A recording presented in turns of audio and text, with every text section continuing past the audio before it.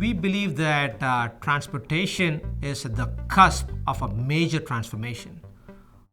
And Carnegie Mellon University is at the forefront, researching cutting-edge methods to make transportation safer and pioneering next-generation ways to help people get around in smart cities.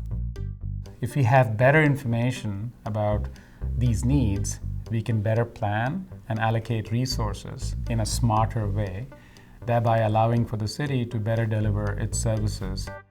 It's all being done through two university initiatives, TSET.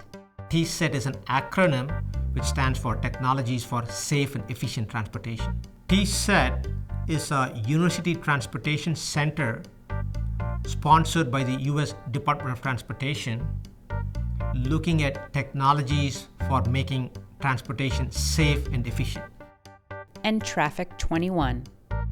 Traffic21 is literally a baby born out of the vision of a local philanthropist in Pittsburgh named Henry Hillman. He actually seeded Traffic21 with a very generous grant. It's not just about thinking big ideas, solving big problems. We want to come up with solutions that are practical and useful to the normal person who does not care about the technology. Tiramisu in Italian means pick me up. And so it's a perfect name for an app like this. So a rider who uses an iPhone or an Android will get on the bus, say where they are going, which bus they're on, and they'll say how full the bus is. They'll then start tracing. That trace is then used by our system to generate information for people downstream on the bus ride. Crowdsourcing is when the community each contributes information that helps the community as a whole. We're using crowdsourcing to allow the community to generate information.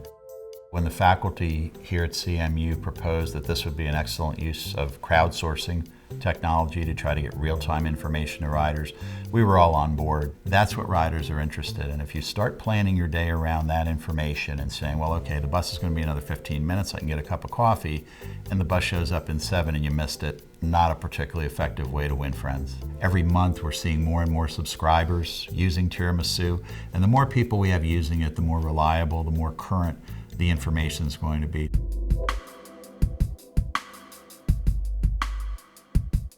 It senses the actual traffic in front of the lights and then uses that information to decide how to allocate the green around to achieve the most effective flow.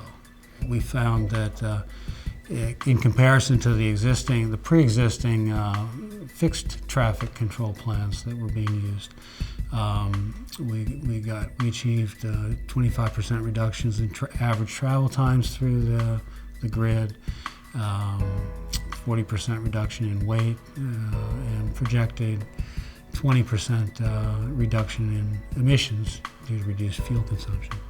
Less than 8 months after these guys started working on it, it's out there operating in the field. Without this technology, there's no solution out there in the world currently that would allow us to deal with the problems that we have in East Liberty. And so for us, it's great. We're getting the benefit of one of our strongest institutions immediately deployed. This is our chance to jump 20 years ahead of really any other location in the world.